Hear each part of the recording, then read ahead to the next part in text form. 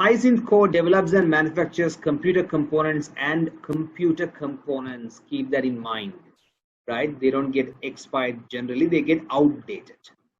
And its year end was on 31st December 2018, 2 years ago. The company has a large factory and 2 warehouses, one of which is off-site. Off-site means it's not in Colombo, it's in Colombia. You are an audit supervisor of Tulip & Co. and the final audit is due to commence shortly. Draft financial statements show total assets of $23.2 million and profit before tax of $6.4 million, and following 3 matters have been brought to your attention. So for the beginners, these numbers are given to decide whether it's a material problem or not a material problem. Your firm attended the year-end inventory count for Prasenna Co. and confirmed that the controls and processes for recording work in progress and finished goods were acceptable. Work in progress and finished goods are both material to the financial statement, and the audit team was able to confirm both the quantity and stage of completion of work in progress. So they have done all the audit testing, so no problem. Before goods are dispatched, they were able to confirm the quantity and stage of completion. So that means your examiner is giving you a message there. He is telling students, don't write about testing work in progress completion, testing quantity. So, but we will stop there and we will explore a little bit further, right? So listen carefully, or if later you can look at the recorded lecture as well, but listen carefully. So when it comes to the quantity of inventory, right? Let's take the easy one first, or the difficult one first, because that's where you will be listening a little bit now. So work in progress. Now work in progress, if you take work in progress, that's a difficult animal, because if you take work in progress, it may be in parts. So if this is a computer company, it's a computer manufacturing company, so let's say it's a computer company, it may have a motherboard, it may have a screen, those are raw materials, and it may have stage 1 maybe only motherboard is there, stage 2 is about motherboard and screen, stage 3 is about with the casing. So like that, it may be part by part. So stage of completion has to be verified, right? So when you do the stock count, you have to first of all count all these parts and stages at different stages, what items are there, right? Stage 1, how many computers are there with only motherboard? How many computers are there with only motherboard and the screen? How many computers are there with the motherboard, screen and the casing? Like that, you have to take that count part by part, right? So then only you know the quantity of the work in progress. Then you have to value the work in progress, right? You have to value the work in progress. For you to value the work in progress, first of all, you have to check the stage of completion. So every company should have a policy regarding work in progress. So for example, in this company, if there is a computer built with the motherboard, only the motherboard and maybe the whatever the other items, right? Stage 1, that means what percentage of the computer has been completed. That's a company's internal policy, right? Let's assume motherboard is a mother of computer, so it's a most important thing. So if the motherboard is there, let's assume 50% of the work is completed. Then that's a stage of completion, right? If the motherboard and the screen is fixed, 75%. If the screen and the casing and the motherboard is fixed, 90% completed. 100% completed won't come, no. If it is 100% completed, that goes to finished goods, not work in progress. So every company should document a procedure like this. What is the stage of completion, right? What are the stage of completion? They have to have a documented procedure.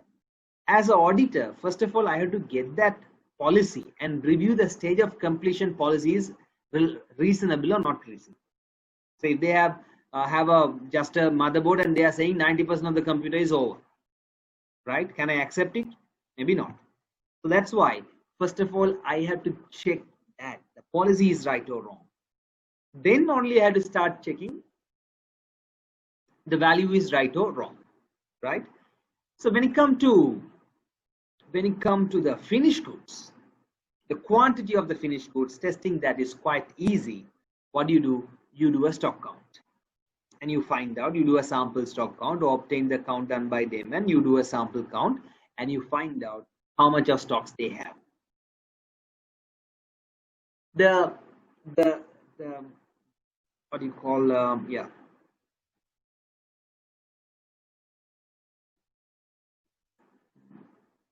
only that they have mentioned about the finished goods. Okay, we'll read the balance part.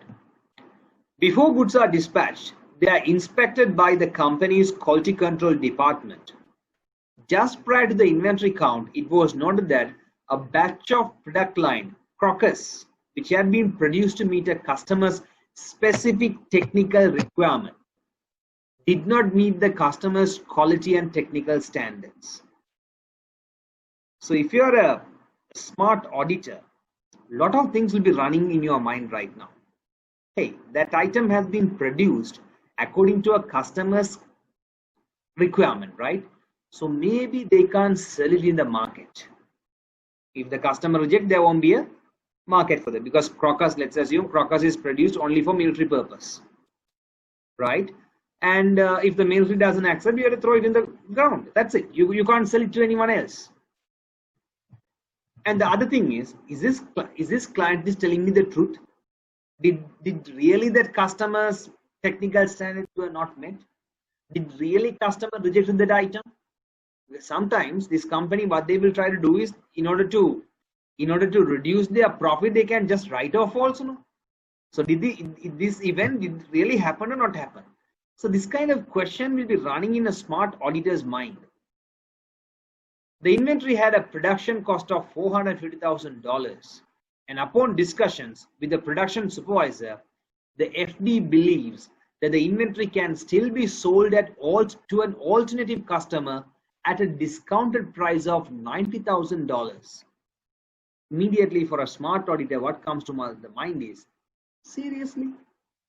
They said it's a produced for a specific customer. How can they sell it at $90,000?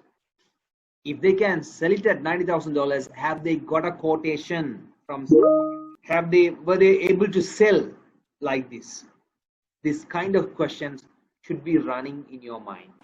Describe substantive procedures the auditor should perform to obtain sufficient and appropriate audit evidence in relation to valuation of hyacinth core inventory. So the examiner is asking to do an audit on inventory valuation. So how does the inventory valuation need to be checked? So generally, for a good audit and assurance student, when he reads a question like this, certain things will come to the mind. What is this inventory valuation is about? Inventory valuation means there is a standard, there's a auditing standards, accounting standards for inventory valuation is there, IAS, which tells the inventory has to be valued at cost or NRV, whichever lower. So a good audit student will start think about, all right, how that will practically look like. Say for example, we have a warehouse full of chocolate, and you are the auditor who are supposed to audit the valuation of those chocolates. So you will be thinking, okay, I have to check the cost first. So from where will you get the cost? Stupid audit student will immediately say, I will get the cost from purchase invoice. That's wrong. An intelligent audit student will say, look, a company will have an inventory system. In that inventory system, they'll be using a FIFO method or weighted average cost method to do the costing of the inventory. So I will look at their system and I will find out, as per the system, what is the cost which is showing. And that intelligent audit student will further think, if I want to check whether the system price is right or wrong. Now system will show as per FIFO or as per weighted average cost method. The system will show a particular cost, a particular value of that inventory. So the intelligent student will start thinking, is this system value is right or wrong? So what he will do is, he will take the last few purchase invoices, cross-check with the system invoice and see whether the invoice price and the system price is equal or not equal. So only for an explanation purpose, if I put that in a small Excel sheet for your understanding. So if somebody asks you what is the value of inventory, or check the value of the inventory, a good audit, as an audit student, you have to think about two things. One is cost, the other one is NRV, net realizable value, as per IAS. So if I take the cost will be there in the inventory system. The inventory system will be doing the costing as per FIFO or weighted average cost method. Now, is this system value is right or wrong? The system, like if sometimes if you take the system may be operating. It will take the incoming stocks and outgoing stock, and it will be computing an average stock value. Is that average stock value is reasonable or not reasonable? If you want to check that, you can check with the purchase invoice. Likewise, if you want to see what is the net realizable value of this particular item, what I'm having, like those chocolates, what am I having in the warehouse, the auditor would start thinking, okay, I have to check what is the last selling price. So latest sales invoices will tell us what is the net realizable value. By any chance, if the inventory or the stock has been damaged, then we may have to go for something like valuation report or some other mechanisms. So if you are going to check the inventory valuation, audit procedure number 1, check the cost of inventory as per your balance sheet with the inventory system. Then check the inventory system with the purchase invoices. Take this NRV and check with latest sales invoices. And then compare these two and check which one is higher. So you're writing 1, 2, 3, 4, 5 audit procedures there, or minimum 4 audit procedures. Yes, Rehan, please go ahead. Sir, just to confirm, 6 marks means we have to give 6 audit procedures, correct? Yes, you are right. 6 marks, 6 audit procedures. Okay. That's how you check the value of inventory. Valuation of inventory, only one aspect of it. Now, when someone say valuation of inventory, an intelligent audit student will think how these inventories are normally valued. The inventories are normally valued, right, based on some sort of costing mechanism. Very famous costing mechanism, what we know is standard costing. So this auditor, what he has to see is if this cost, now if you are buying and okay, sorry, I'll connect it to here. Very easy. Now, if I am buying this inventory and selling, I can check with purchase invoice. If I'm not buying that inventory, I am manufacturing that inventory.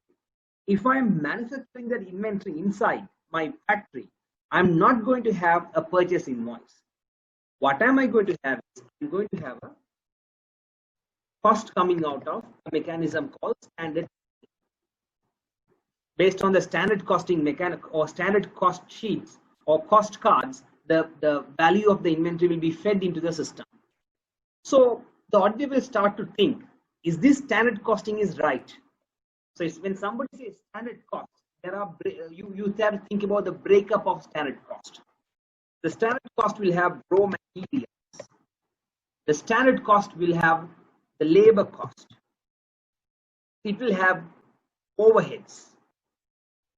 Okay, we can divide into two: fixed overheads and variable overheads. So you can write different audit procedures for them. So the audit procedures, what you can write is, take the raw materials, whatever used in the raw material, the standard costing sheet or the costing sheet, and check them with the supplier's purchase invoices. Sorry, Again, if they have a raw material system, you can check with the inventory system. You can check with the inventory system, because raw materials also they will be recording as per FIFO or weighted average cost method, right? So you can check with the inventory system, and you can check with the purchase invoice. Labor. How are you going to check the labor? Now, when it comes to labor, there are two things: how many hours those laborers actually worked, and what's the per hour rate for labor. So when it comes to how many hours, you can check with the cards, right? For particular production, particular product or whatever, you identify how many people are working in that factory for that particular product, what time they are coming, what time they are leaving. You divide, in the clock card, it might say, like normally in factories, in the clock card, if you take the clock card or if you take the time sheets, it will say per product how many hours are spent by the laborers. So you can trace it from them. Then this, whatever mentioned in the standard cost and whatever available on the clock card or time sheet is right or wrong in terms of number of hours. Similarly, the labor rate you can check with the appointment letters or some payrolls. You can check with payroll or appointment letters. Fixed overheads, right? A simple technique for valuation is you can recompute fixed overhead absorption. If you really want, you can start going and verifying fixed cost has been correctly taken into the standard costing or the costing cards. So that if they have taken rent, you can check with the rent agreement. If they have taken electricity, you can check with the electricity bills. Electricity bills, right? So similarly, the variable overheads also you can recompute, right? So you can simply recompute, and you can check with the relevant sources. So you can go to the sources such as rent agreements and the electricity bills. You can go to sources. So here itself, you have 1, 2, 3, 4, 5, 6, 7, 8 audit procedures. So 8 audit procedures here, 5 audit procedures here, 13 audit procedures we can write to cover valuation, right? So in your exam, when you see examiner is asking a question on inventory valuation, this is what should be running in your mind. Okay, this is how the inventory valuation breakup is going to look like. So I'm going to audit this in this manner. You have to think like that. So let me show you how you should write the answer. You open a Word document. So if you are writing an answer here, always whenever you write an answer, what should be in your mind? I should write what and what. I should write why. I should write how. Now in this question, examiner has given what is your why. He only wants you to write what? For valuation. 6 audit procedures you are going to write for valuation. In this question, examiner has talked about mainly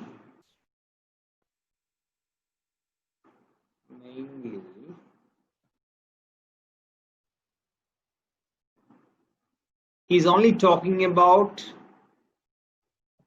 work in progress and finished goods.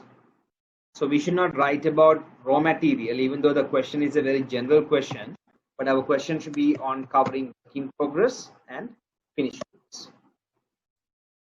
And there's a special incident. There was a customer return or customer quality defect.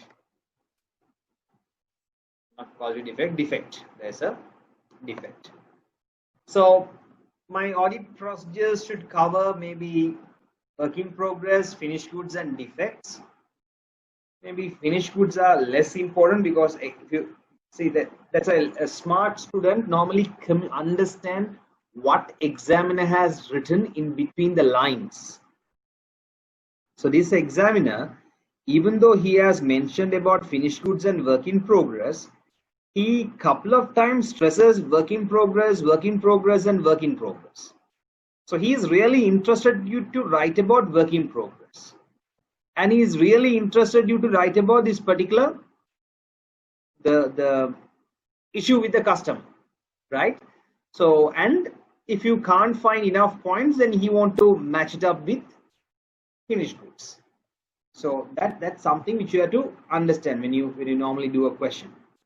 So if I take this, I will take this finished goods out first, right? I'm going to talk about that only at the end, but I'm going to mostly write about work in progress valuation, the problem arising from the defect, and then finally about the finished goods.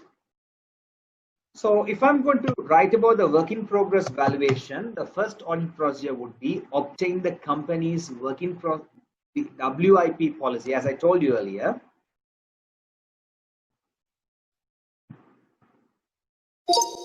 Obtain the company's WIP policy and check the reasonableness of the percentage completion used there.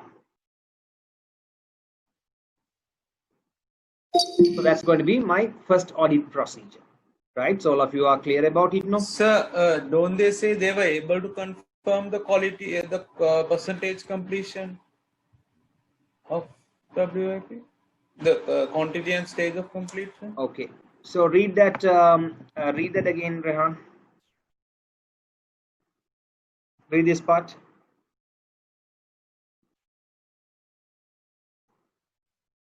Can you read louder?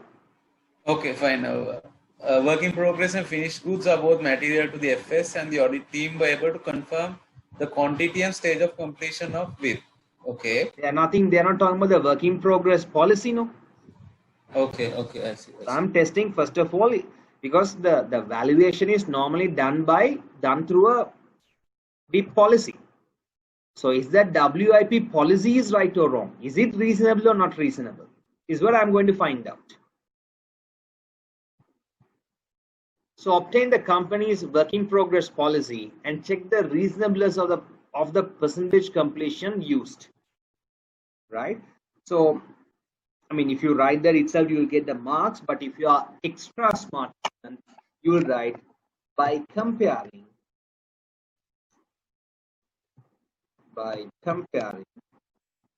with similar, comparing with policies of companies in the similar industry. At your level, you don't have to add this part and all, but if you write this part, that's more than enough. But if you are thinking better, thinking like a real auditor, you'll write this also, because you are giving this instruction to a junior, no? So junior fellow, if you tell him obtain the WIP and check the reasonableness, he won't understand head or tail of it. How to check? He doesn't know. So tell him find out similar companies and compare with them. Then yes, then he know what need to be done. Normally, these percentage completions are disclosed in the annual report. If you look at the financial statements, there's something called a section called accounting policy. The accounting policy, normally companies disclose that. So you can easily get access to that. That is one audit procedure regarding work in progress we can write.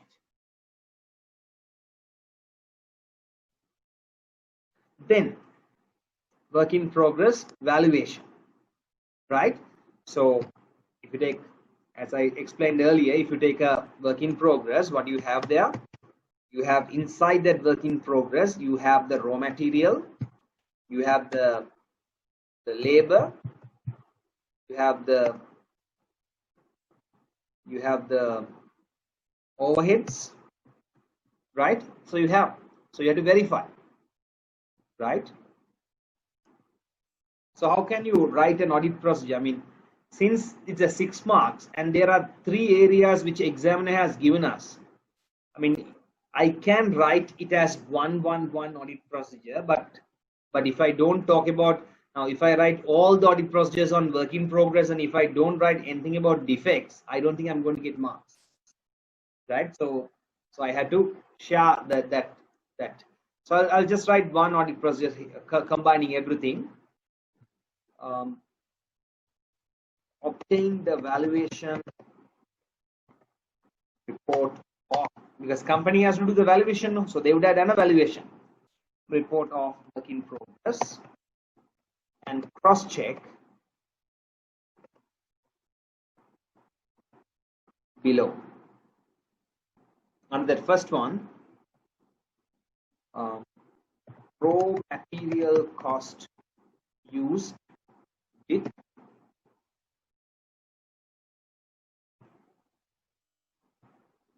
raw material inventory system value for suppliers invoice. Labor cost with what do you call timesheets, no? Timesheets for hours spent and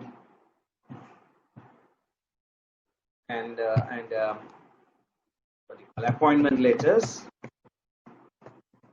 or payroll or whatever for the rates. Number 2. Number 3, overheads. Okay.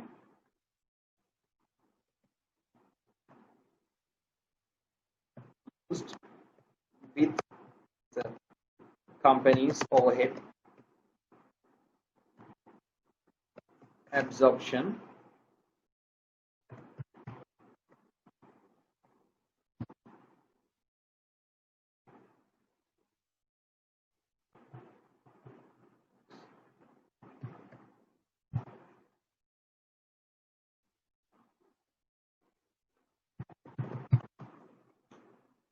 we forgot the spelling of absorption. Policy. Always use the company's absorption policy. If you want, you can go detail, but the question is very simple, right? Straightforward, so we don't have to go into detail. And a bonus point for you guys to write about this inventory valuation, maybe. Anyone has any idea, anything we can write about? Any point? I have a point in my mind. Say this. Say for any inventory, we have to check cost or NRV, no? So we have to check the cost here actually. If you look at this, it's about checking the cost. How can you check the NRV of this work in progress? So maybe post year end, whether these work in progress have become finished goods and what was the value of the finished goods. And the value of the finished goods should be more than the work in progress value. That I'm supposed to check, no? So that also I can write. Say post year end. Post year means after the year end. Check whether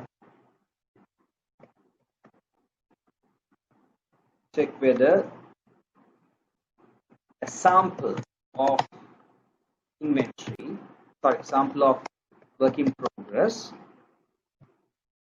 has become finished goods, and verify the selling price of those finished goods.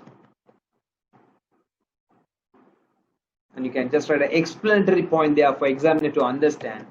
This is to check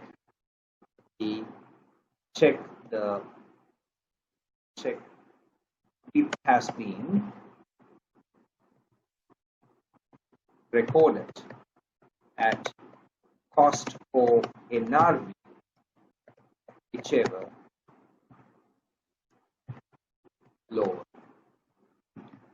So you write an answer like this, the examiner might easily give you 90 marks for your points. Okay, so then now we move to the second problem which examiner has mentioned, that is defects. So first one, did that defect happen or not happen? Did that happen? Number 2, what's the value of defect? Number 3, can we really sell it? They said some $9,000 or whatever. So did that happen? How do you verify whether it really happened or not? What you write is, what you should write. Did that really happen? Okay. So obtain any communication received from customer.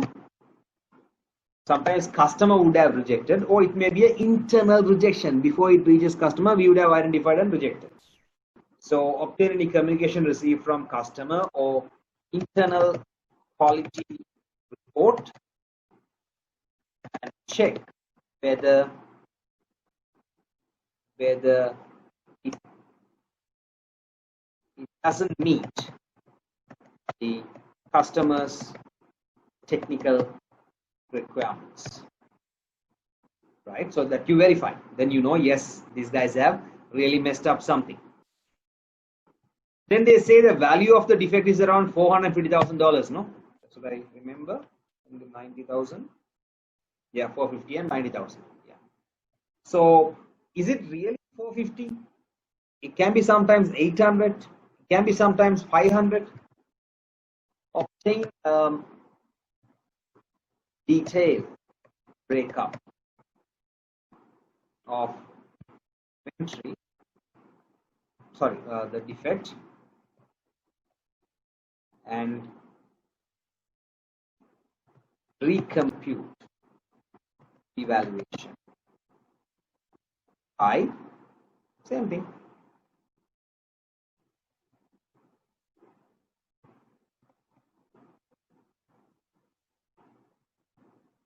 Doing these 3 points. Then, right, so it's straightforward, no? So you do these 3 points, which is see the values. Is it really 450 or more than that or less than that? You can find out. Can they really sell it? I mean, if they have put really sell, now you may be, this would have been identified somewhere in 31st December 2020. You are doing the audit in February 14th. So by February 14th, they would have sold it, no? So you can check actually they have sold it or not by that date, or at least are they committed buyers, right? So post year end, verify whether the defects have been sold for the stated price by checking what? By checking the sales invoice, relevant sales invoice.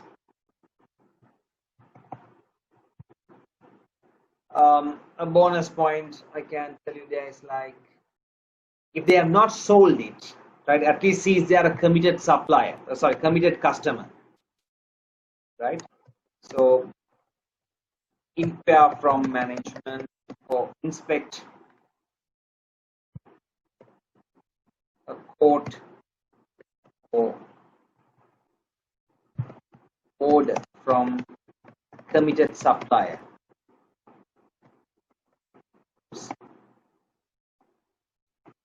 To see whether inspect a quote or order from committed supplier to see whether company will be able to sell at how much? $90,000. Right? So actually, if you write these 6 points, your answer is fine. If you want to write for finished goods, again, maybe you can write the common procedure here. Right? That's easy to write the common procedure here. What is our common procedure? Obtain a detailed breakup of finished goods and check. Number 1, check for mathematical accuracy of the goods. The schedule. Then you can check something like check for unusual items in the schedule. Then you can check, are there any, what do you call, sorry, the amounts are agreeing with the trial balance. Schedule, check schedule balance with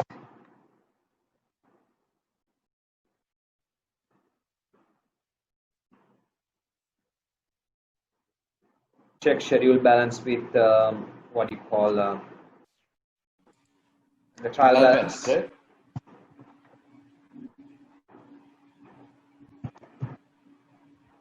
Then you can check the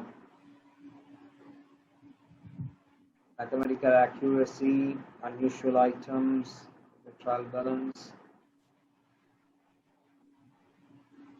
Yeah, one more point I told right earlier. One is checking the mathematical accuracy, checking for unusual items.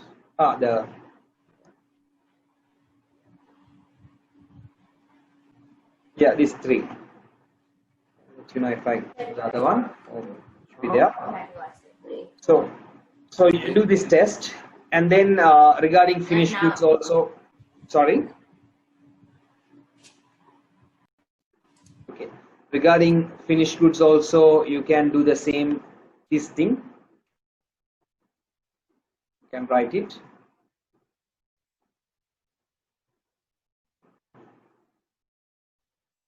Here, but you can't use raw material inventory system. You have to say the standard cost sheets, raw material cost, option breakup of defect, finished goods, and recap with the valuation by raw material cost used in the cost sheet.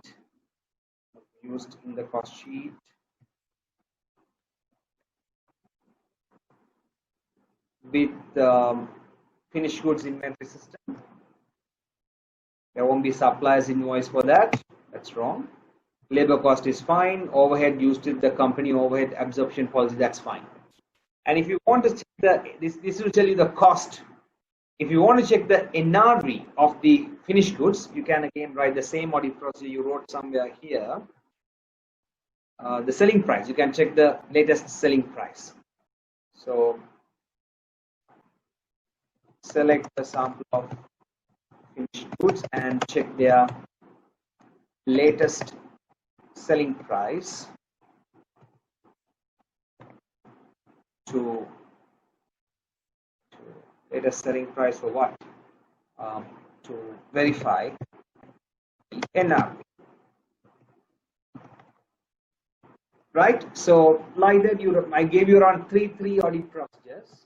So this is how you have to think. Now I'm taking a lot of time in explaining because I'm explaining how I think, and I want you to think like this, right? So auditing is a paper you can't just memorize and go and pass the exam. No, you have to think. When you see the examiner's question, you have to understand what examiner is talking between the lines, and based on that you have to design your answers.